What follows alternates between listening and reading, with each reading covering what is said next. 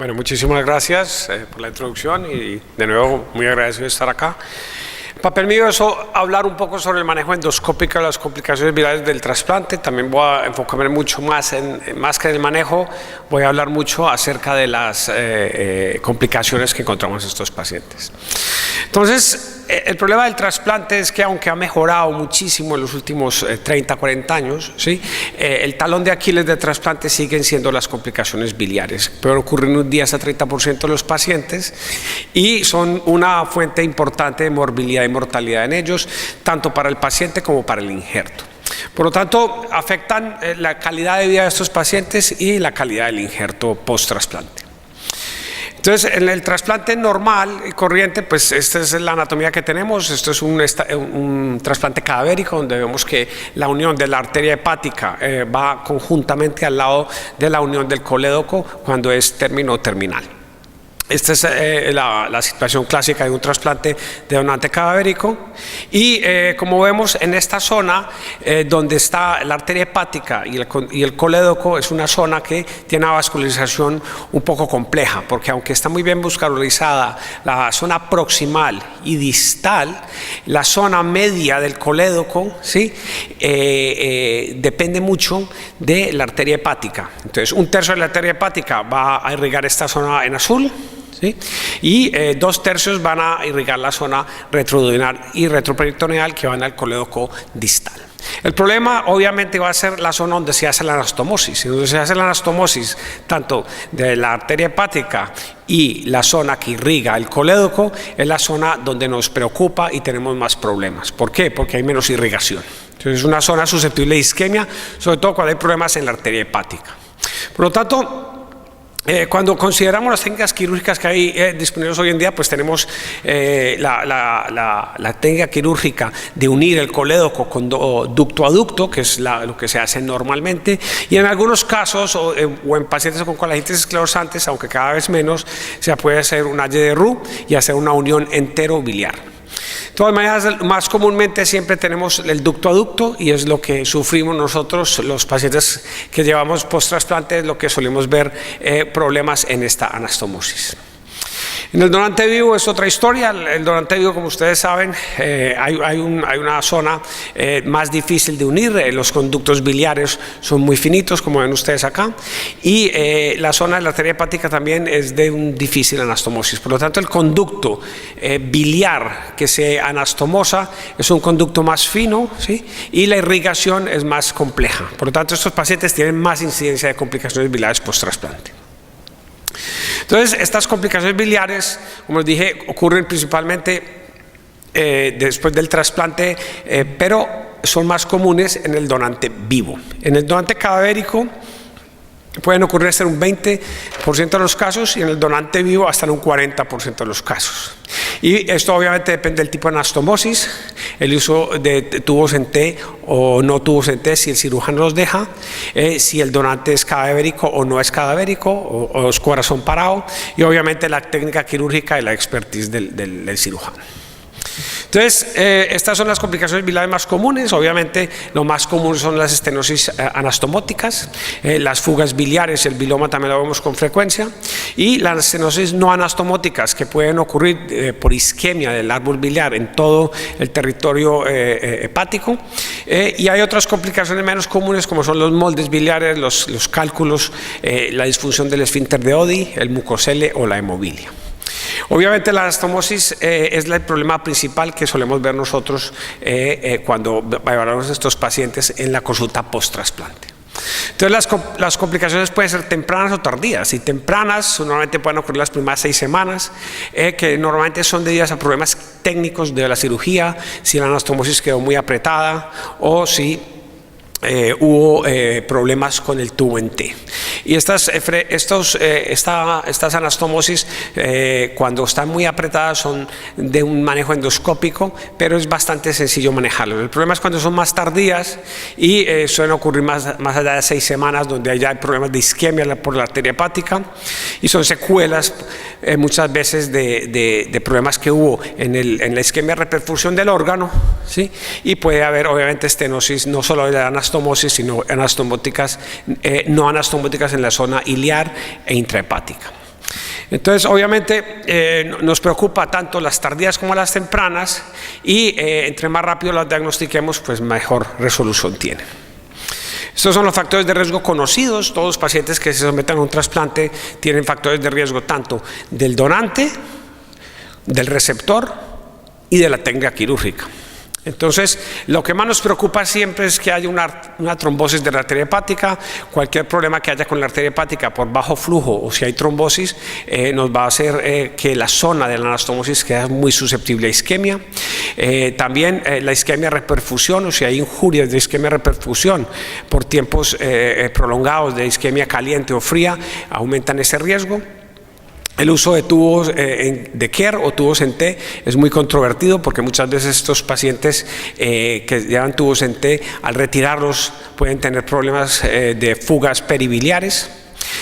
Muchas veces la técnica quirúrgica que deja un conducto muy redundante y otras situaciones que son menos comunes como la infección por CMV, el corazón parado, la colangitis esclerosante o una edad avanzada del donante.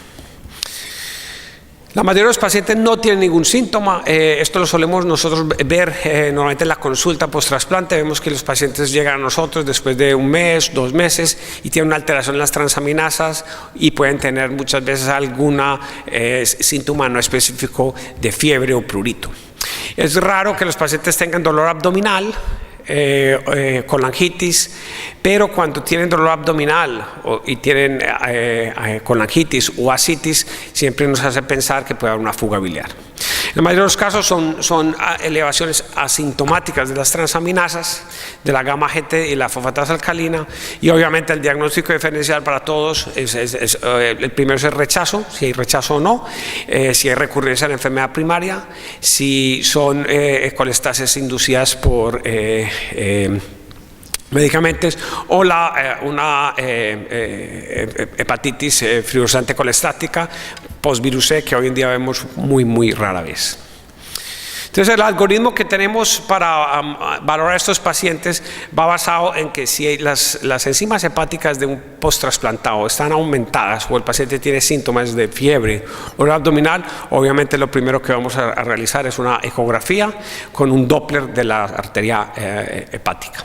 Entonces, si se sospecha que hay una estenosis, una obstrucción de la arteria hepática, en estos casos evaluamos al paciente si necesita una angiografía. Normalmente primero empezamos casi siempre con un TAC o un angioTAC, y si se sospecha que hay un problema con la arteria hepática, pues el radiólogo es el que se encarga de revascularizar esa zona.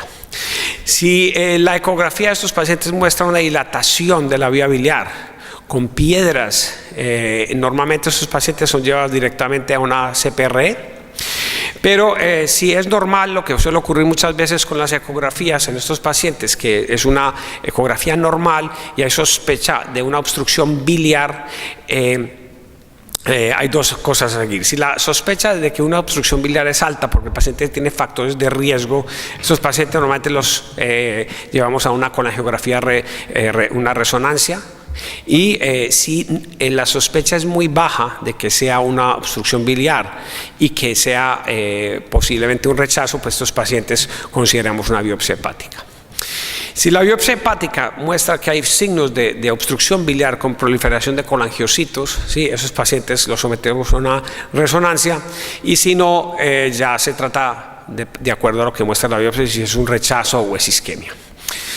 Si hay obstrucción biliar, en la resonancia va a una CPRE, y si es normal, pues investigamos otras causas. Entonces, este es el algoritmo más aceptado, nosotros lo publicamos y lo tenemos validado en nuestra serie. Nos gusta siempre poder tener una resonancia antes de la CPRE. La resonancia es supremamente útil, tiene una sensibilidad de especificidad muy alta y nos ayuda a planear lo que vamos a hacer en estos pacientes. El endoscopista, si tiene una resonancia, puede planear qué es lo que está pasando. Muchas veces vamos a encontrar acodamientos como en la imagen derecha. O múltiples estenosis que serán difíciles de tratar solamente con endoscopia. Eso dicho, hay pacientes que presentan con dilatación de la vía biliar, tienen fiebre y tienen aumento de las transaminasas, que en estos pacientes se podría ir directamente a una CPRE sin hacer resonancia. Esto es un estudio que se hizo en la Universidad de Michigan, nosotros lo hemos validado, que ir directamente a una CPRE sin haber pasado por una resonancia puede tener un rendimiento bastante alto, aunque no tan alto. En este estudio lo que dice T, RCP, eran pacientes que se sometían a una resonancia previa, y D, RCP, la zona azul, son los pacientes que se sometieron directamente después de una ecografía. ¿Esto qué muestra? Que aunque el rendimiento de una CPRE sin resonancia no es tan alto, la tasa de complicaciones y el precio que se paga es muy bajo. Y la tasa de complicaciones después de una CPRE en pacientes trasplantados lo hemos mirado nosotros y otros grupos, y realmente no es mucho más alto que la población general, es del 9%, como vemos en la diapositiva abajo, y obviamente no depende de la prueba, sino que el riesgo es independiente según cada endoscopia que se le haga a estos pacientes. Por lo tanto, hay factores de riesgo relacionados para que hagan complicaciones, como son el uso de mTOR, también si tienen creatininas altas, si se hace una esfinterotomía biliar obviamente, o se manipula el páncreas, pero realmente la tasa de incidencia de complicaciones biliares en los trasplantados post-CPRE no es más alta que en la población general. Entonces, si pensamos que una vez tengamos el diagnóstico vamos a empezar en el manejo, pues obviamente el diagnóstico siempre es no invasivo, y el tratamiento trata siempre de ser no quirúrgico inicialmente. Y el primer paso más aceptado es hacer una CPRE a estos pacientes. Si no se puede realizar una CPRE por distintos motivos, pues obviamente existe la opción de una radiología intervencionista, y la cirugía se suele reservar para los casos donde no se puede realizar ninguno de los dos anteriores. El manejo de las estenosis, como en este caso que es una estenosis anastomótica clásica, ¿sí? Estas anastomosis, cuando las vemos, normalmente están en los primeros 12 meses. Sabemos que estas anastomosis muchas veces tienen como factor de riesgo una fuga viral previa, sobre todo si se ha retirado un tubo de Kerr, y por definición tienen esta característica de ser muy cortas y muy estrechas. Tratamiento de estos pacientes es importante porque los pacientes, si se deja la estenosis, obviamente pueden progresar a tener una colestasis prolongada, riesgo de rechazo, riesgo de progresión de hepatitis C si la tenían, y obviamente un riesgo de que puedan perder el injerto. Por lo tanto, el tratamiento de estas estenosis se realiza mediante CPRE. Entonces, el patrón o el algoritmo más aceptado es utilizar la dilatación de la zona, y ahora vamos a mostrar un ejemplo, y luego colocar prótesis plásticas que van a mantener esa luz patente. Y estas prótesis se recambian cada 3 meses hasta unas 3 a 5 veces, o sea que el tratamiento dura aproximadamente 1 año. Y las tasas de resolución son bastante altas, sobre todo cuando usamos múltiples prótesis en estos pacientes. Entonces, el algoritmo que está aceptado y el que utilizamos nosotros y la mayoría de los centros que se dedican al trasplante es el siguiente: la primera sesión de CPRE, si se sospecha o ya se sabe que hay una estenosis, se hace una esfinterotomía y se dilata esa estenosis a 4 milímetros con un balón especial, y se coloca una prótesis de un diámetro normalmente de 10 French, que son unos 3.3 milímetros.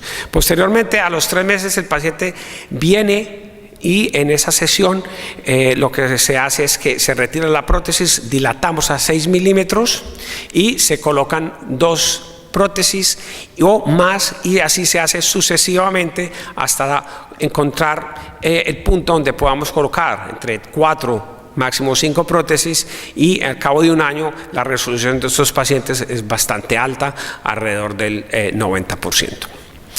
Entonces, este es el abordaje de múltiples prótesis plásticas que está aceptado. Este es el ejemplo clásico, es una estenosis muy clásica donde podemos dilatar.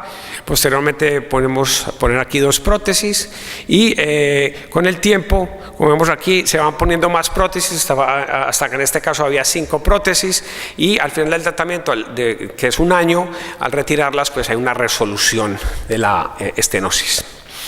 Obviamente esto ha sido estudiado, nosotros también lo hemos mirado en nuestra serie. Las tasas de resolución, como ven, son bastante altas, que van desde el 70 a 90%, 95%, en nuestro caso por ejemplo, son del 88%, y estos pacientes normalmente sí requieren un seguimiento bastante intenso, pero requieren varias CPRs. Entonces obviamente la pregunta que nosotros siempre tenemos es que estos pacientes se pueden tratar de otra forma o no, y más adelante vamos a ver el papel de las prótesis metálicas.